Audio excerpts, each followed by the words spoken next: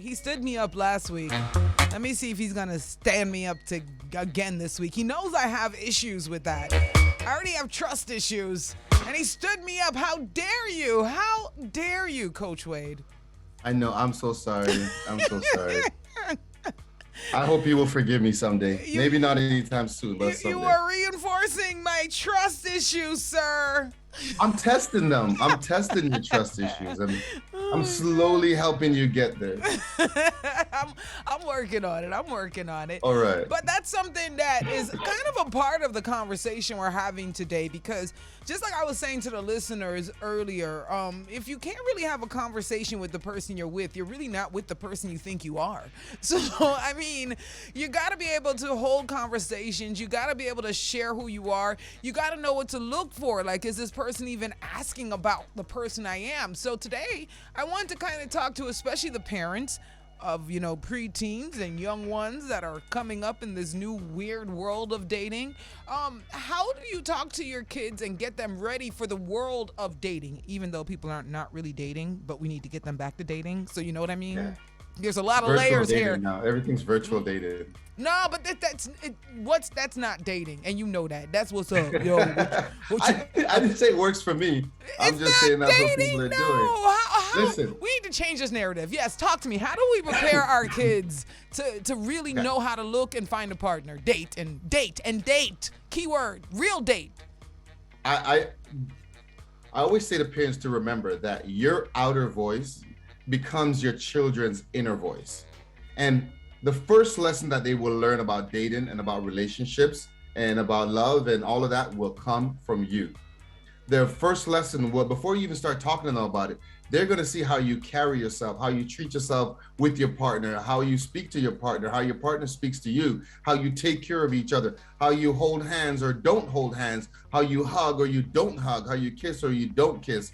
These are the first things that they will notice, and this will be their first model on what a romantic relationship should look like.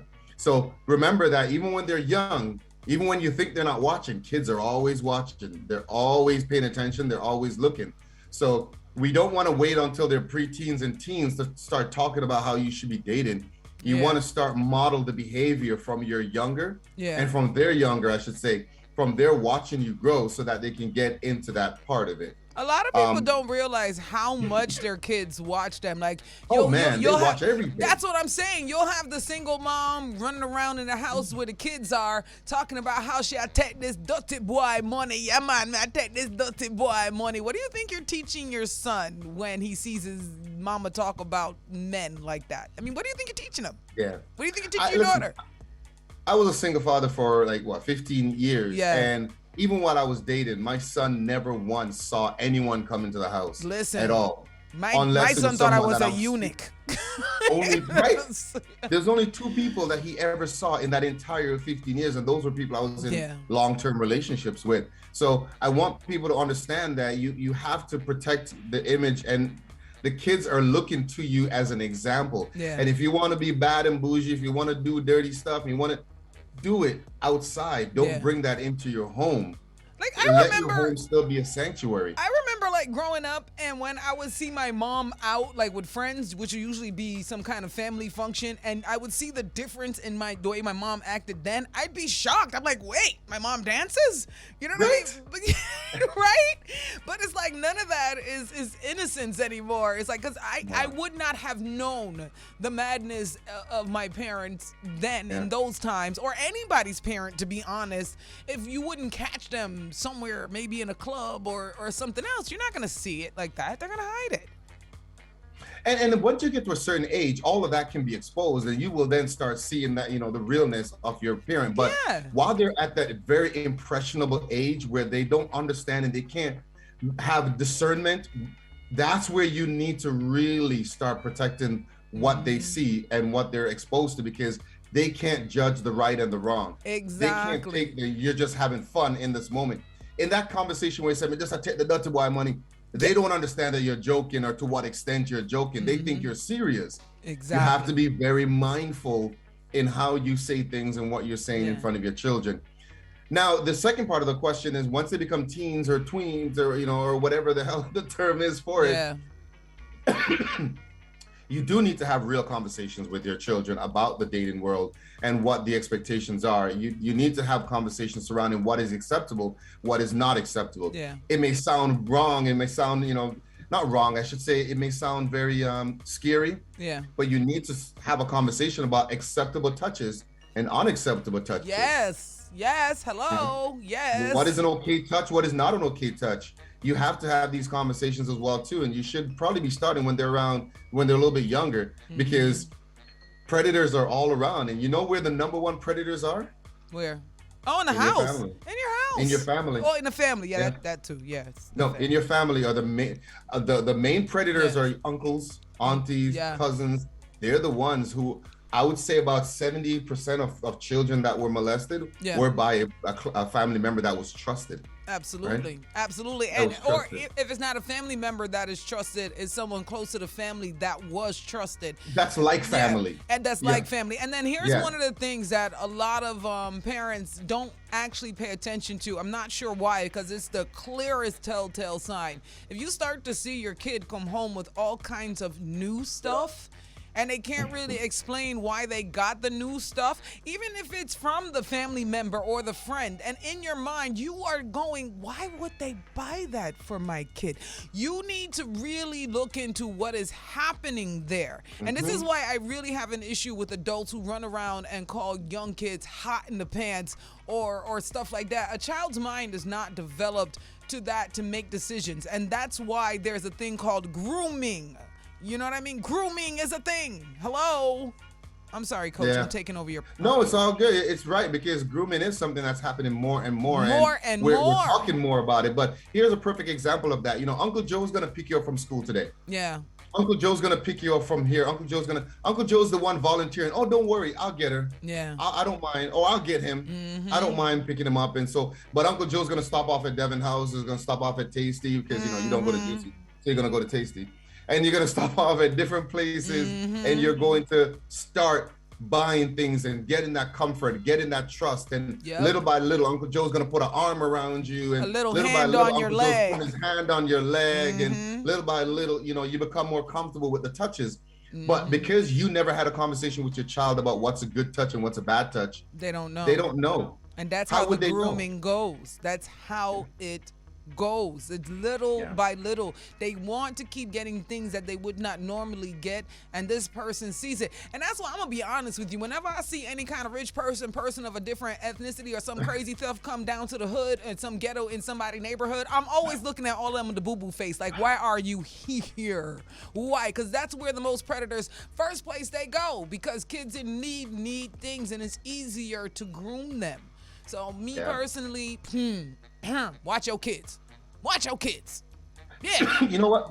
More importantly than watching You got kids. COVID over there? I'm just Yeah, checking. no, it's bronchitis. It's not the COVID. I got the COVID already. I'm immune to COVID now. All right, Coach, I got the go Jamaican ahead. remedy. You know what? More important than watching your kids is talking to your kids. Yes.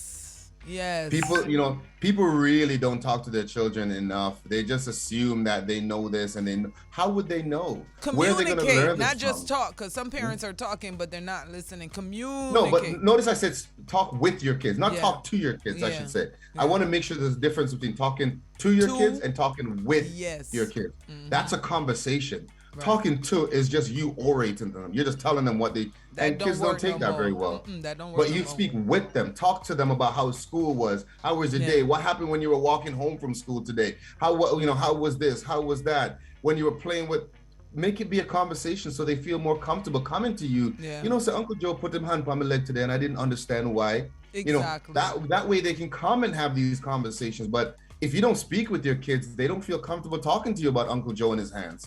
And they're right? gonna learn. And then when on the something road. further happens, they think that they did something wrong, Yeah. and it must have been my fault, Yep. and I don't understand what happened. So they don't want to tell you because they don't want to get in trouble. Nope. Because you sent Uncle Joe to them. Exactly. So we have to have these conversations with our children. We need to make sure And that then wait, they are just not to ready. cut you, but you know what also goes with that whole entire fear of telling your parents what Uncle Joe, Cousin Jim, or whoever, or even Auntie June. Let's be honest, there are women predators too. Let's put it out there. But one of the things that go hand in hand is if you're one of those parents that when your kid tells you something, like for instance, you say, "Oh, this boy said he liked me. Me don't want to see you talk to nobody." Like you just instantly fly off the handle of just. They're not gonna come to you when they need to. So if your kid comes to you and say somebody likes them, or even something that they like a boy, the worst thing to do is fly off the handle, because you're gonna shut your kids off from you completely. Yep. My 15-year-old came to me and said that there's this guy at school that, you know, he wanted to come over and they're gonna play pickleball or whatever the case. My first instinct is, "Oh, what do you mean?" No, but I did not say that. I was just like, "Okay, what's his name?" and so forth. And listen, my instinct took over, but I suppressed it. I suppressed it. Yeah. And I said, "Okay, well, what's his name? Where does he live?" Yeah. "Okay, are you guys in the same grade? Okay." And you guys are like doing projects together. How did you guys get acquainted? Yeah. And, you know, we started talking and he came over and I introduced myself to him. I may have, you know, squeezed his hand a little bit tighter than I normally would when I did that handshake, but I did, and shook his hand, looked him in the eye, and I had a conversation with him. And then I left, and I left them to do their thing. I didn't peek out. I didn't look out the window or anything. I just left them to do their thing. And then she came back afterwards and was sitting down and talking with how she beat him and she won and blah, blah, blah. Yeah. And it became more open and a better conversation. Wade, Coach Wade about 15 years ago would have been a different conversation. It would have been a different reaction to what you mean, boy? What do you mean, boy? What boy? No, man, bring him come. Send him come. Yeah, man, it's all right. Let him come. You know, it was a more immature. He will never Coach come Wade back over again. He would never come back. No, she would never bring anyone back again. Not even, you know, nope. So as we mature, we have to change our approach to things. We have to realize that things aren't always. And I have a video on my my Instagram that speaks about emotions and choosing the correct emotion and making sure that you're not caught up with the wrong emotion. We have to be mindful of how we react because our kids feed off it. Absolutely. They feed off it. That's why you got a lot of kids right now in the school. They are acting up and out. And not just the kids. I mean, look at the teachers. That is an example of what's happening in a lot of homes. That's how parents are acting like wild animals. I mean, I don't know how you think this is okay adult behavior. I mean, when I see a school student trying to hold a teacher's hands going, "Please, like, could you calm down?" and the teacher is still wailing like a mad person. This is the problem, you know. So if you're one of those parents, listen, if you're one of those parents and every minute your kid is around you, you scream and cuss about somebody on the block, where you think your kid gonna get the aggression from? If you're one of those parents that the minute anything happen, you fly off the handle and your first thing is to beat somebody gotta get beat, then why you think your kid out there acting out? Like, take some responsibility. And when that's not parenting. It's not. That's not parenting. And when it comes to dating, teach your kids how to date properly so we can get you better know what happens a lot of relationships. times, and I'm sure people listening will probably resonate with this. Yeah. How many times have you spanked your children when you're angry? How many what? How many times have you spanked your children when you're angry or when you're upset? Never. Or when you're mad? Never. You should never, ever spank your kids when you're mad, when you're upset, when you're angry. You calm down and let it go. And then if you really feel like you need to spank them, do that later when you've calmed down. Calm down. Because an angry beating is going to be abuse. There's a difference between discipline and abuse. Absolutely. And there's a point where not only are you taking out your frustration, and I've seen this happen as well, you're taking out your frustration with what they did, but you're also taking the frustration out of what your boss did and what your friend did and what your spouse did. Everybody who made you mad that day. Beating this child in this angry state to get out all the emotions that everyone else. Their father upset for you leaving you, you know. They just getting it. They just getting it. That They is a don't fact. even know what you don't even know what you're beating them for anymore. You know, and I've seen it happen. I've had people come to me, tell me that my dad used to beat me just because I looked at him or I looked at the TV the wrong way or I said good morning and he didn't like the way I said it. He would just beat. Man, I used to get to wake up when you get home from work because I forgot to wash a dish or two. And like people think that that's okay. Like that's really Yeah. not okay. It's not okay.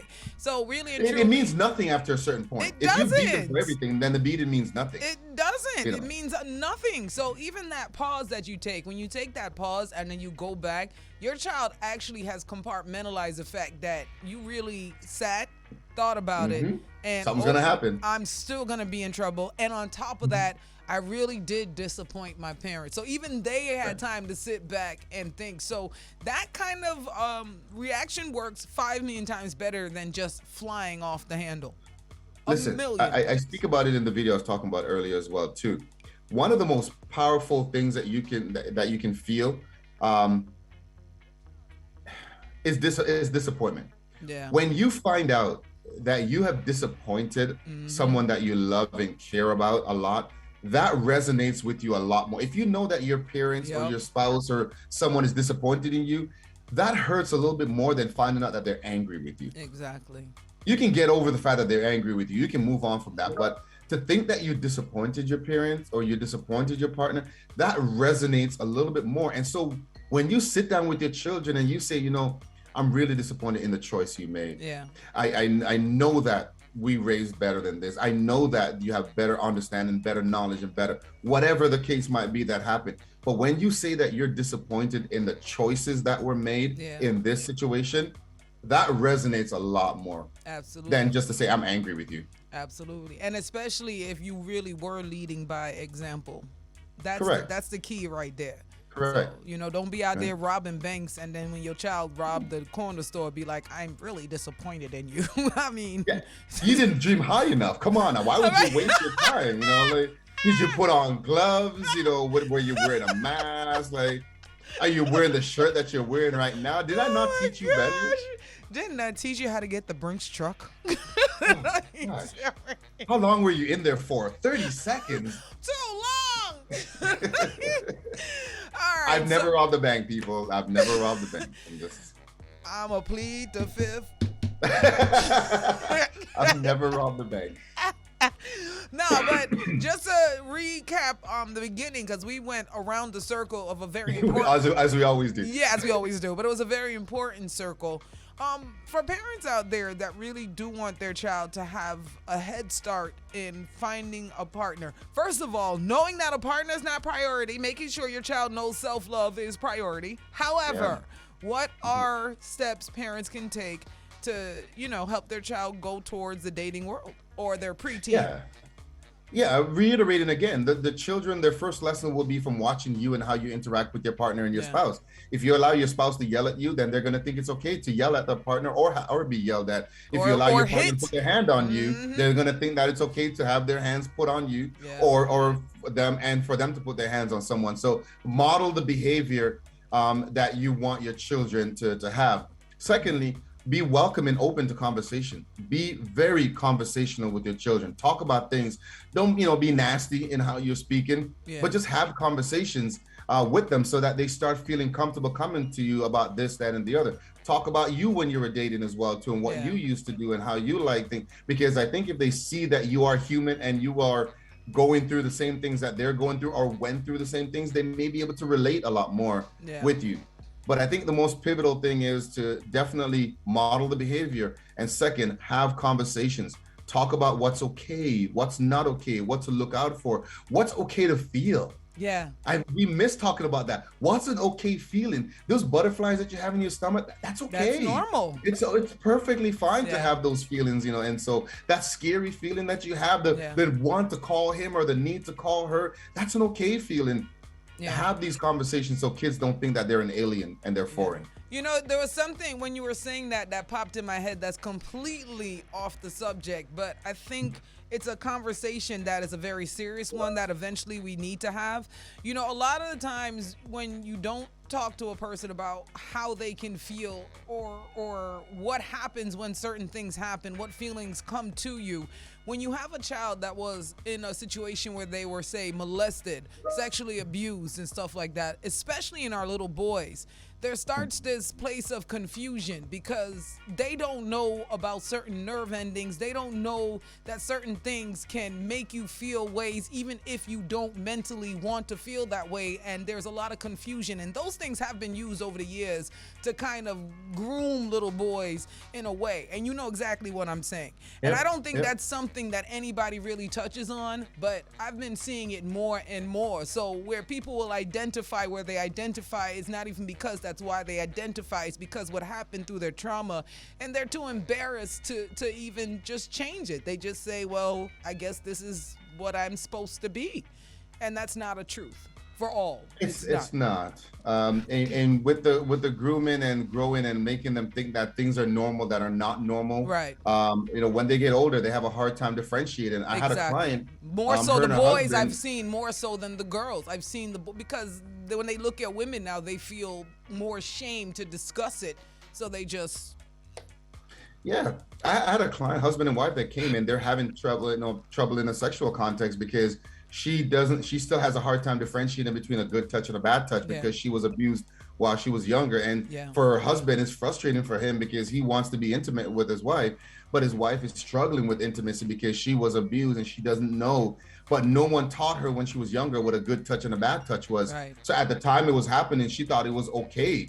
Yeah. She thought it was an okay touch. And then when she started realizing that it's not, now everyone who touches her, it brings back those thoughts and those memories. Yep. So we need to have conversations with kids about what's a good place, what's a bad place, what's a good touch, what's a bad touch. You'll have women that don't even, or women or men that don't even know how to be touched softly because of stuff like that. So if it's not rough, they just don't even want it because everything else feels icky. It doesn't feel whatever. Yeah. So you need to have these conversations, especially with your babies, your boys, your girls. Have these tough conversations and let's kind of grow. They're not easy conversations. No, they're definitely not. Tough. But they're needed. Tough. They're tough, but they are needed. And if you see your kid coming home with a bunch of free stuff, you need to go check that. Check Where you get that from? Let me get some too. You know, oh no, that's not what we're saying? Okay, never mind. Okay. By Coach Wade. Follow him at Take Two Steps. Where is it? Say it again. Take 2 Steps Forward. Take 2 Steps Forward on Instagram. Take2stepsforward.com. All right. Make sure you hit the follow on that. And while you're at it, follow me, Nikki Z Live. Follow the station, The Bridge 99. We'll be back with more. It's Tuesday, and Tuesdays are made for love. Let's go. Take care.